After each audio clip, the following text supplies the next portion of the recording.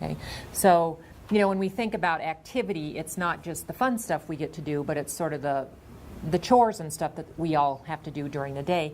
And ideally, your family member, you want to get them involved in doing some of the chore things as well as some of the fun things.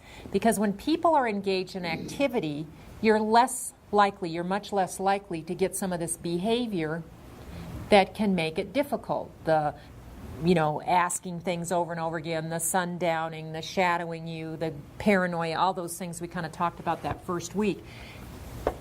That's why we're focusing so much on trying to figure out what kind of activity can our family member do, because if they're engaged in something that keeps them involved and interested, you're much less likely to get some of this other kind of behavior. Well, my mother loves to peel up potatoes. Even if I'm cooking or not cooking potatoes, I always hand in one potato so she can peel up. And it takes a while now to peel up one potato. But, that's something that I cannot take from her, the chores that she was accustomed to do. I said, Mom, come to the kitchen, and sometimes I just hand in a potato, or I say, Mom, can you organize the silverware for me?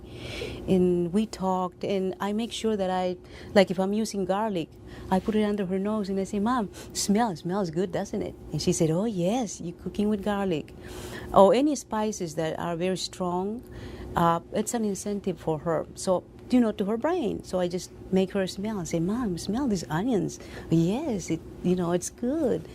So we tend to do activities together that it's related to kitchen, or if it is, my kids are very good with grandma. They help her out in activities.